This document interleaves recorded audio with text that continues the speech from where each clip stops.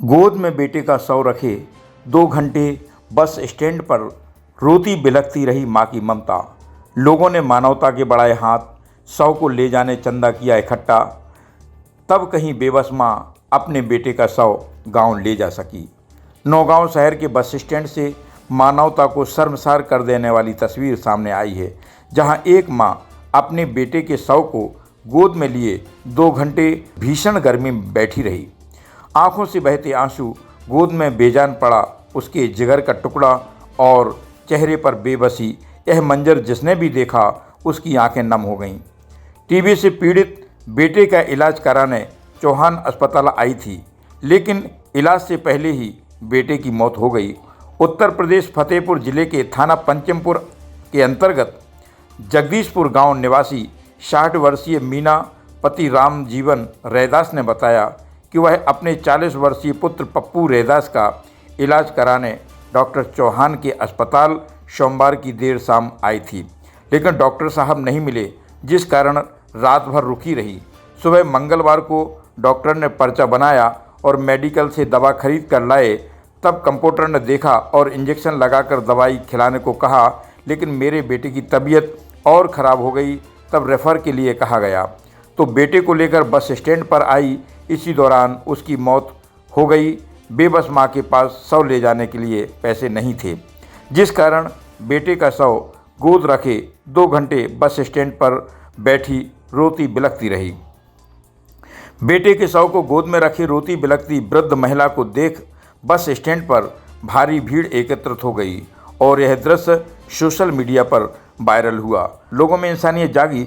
वहां मौजूद लोगों ने चंदा इकट्ठा करना शुरू किया और करीब 5,000 से अधिक रुपए जुटाए गए। तब कहीं जाकर बेबस मां अपने बेटे का अंतिम संस्कार करने अपने गांव लौट सकी। यह घटना न सिर्फ स्वास्थ्य व्यवस्था की पोल खोलती है, बल्कि समाज के उस इंसानी चेहरे को भी सामने लाती है जो दुख की घड़ी में किसी अजनबी के लिए भी खड़ा हो जाता है। है जो बस स्टैंड पे मृत हो गया था और 1.5 घंटे से उसकी डेड बॉडी डली है। उसका आरोप ये है कि आपके यहाँ से ट्रीटमेंट करवा कर गया था और वहाँ पर उसकी मौत हो चुकी है। क्या घटना घटी थी? ये जो व्यक्ति है घाटमपुर के पास का रहने वाला है जी। ये जब यहाँ पे 1 घंटे पहले लाया गया था तो उस समय उसकी बहुत ज़्यादा हालत ख़राब थी और एक तरफ का उसका फेफड़ा फटा हुआ है और दूसरी तरफ भी बीमारी थी और उसकी सांस लगभग रुकी हुई थी। हमने उसको ऑक्सीजन पे लेटाया, उसको प्रारंभिक दवाइयाँ दी और फिर उसको बोला कि या तो मेडिकल कॉलेज झांसी या मेडिकल कॉलेज कानपुर में जाके भर्ती करेगा। फिर पता चला हमें बाद में कि उसकी सांस नहीं रुक गई, उसको इलाज ही पूरा नहीं दे पाया और उसकी सांस पर क्योंकि वो इतना ज़्यादा गंभीर उसकी हालत है। अब वो वहाँ पहुँच गया, चूँकि हमें पता चला कि उनके रिश्तेदारों के पास पैसे नहीं है तो हम ही ने 5,000 रुपये एम्बुलेंस को देकर भी उनको एम्बुलेंस बैठा के बुला कर दी। सर 2 घंटे 3 घंटे वहाँ पर डेड बॉडी डली रही तो हमें अभी पता चला। और समाज से भी वहाँ पे कुछ जो ठेले भी लगाए, उनने चंदा जोड़कर एक गाड़ी की व्यवस्था भी की नहीं, वो गाड़ी की पैसे तो हमने दिए गाड़ी।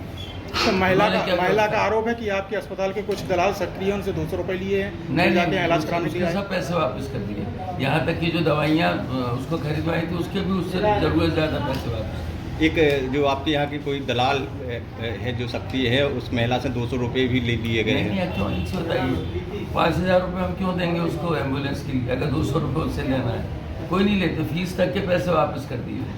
तो सर ये जो दवाइयाँ ली थी उसके पैसे वापस कर दिए पूरे के पूरे। अस्पताल में बोतल फ्री में लग गई, ऑक्सीजन लग गई, सब हो गया। अस्पताल में जो एम्बुलेंस की सेवा है वो उसको पहले से मुहैया क्यों नहीं कराएगी? नहीं, अस्पताल की एम्बुलेंस उस काम के लिए नहीं है कि शव लेके यहाँ से वहाँ तक नहीं जाएगा। नहीं तो यहाँ से तो वो यहाँ से तो क्रिटिकल कंडीशन में नहीं है। यदि हॉस्पिटल में कोई डेथ हो जाता है तो सब की कहाँ से व्यवस्था की जाती है? यहीं से की जाती है। लोकल में 2-3 लोगों से बात की जाती है और उनसे पूछा जाता है कि आप इस फला जगह जाना है, कितना लोग है, जो सबसे कम पैसे लेता है उसको अपन लोग मनाते हैं कि भाई कम से कम लोग गरीब आदमी है तो जो लेता है वो लेके चला जाता है और जो लोग के पास पैसे नहीं रहते उन्हें हम दे देते हैं।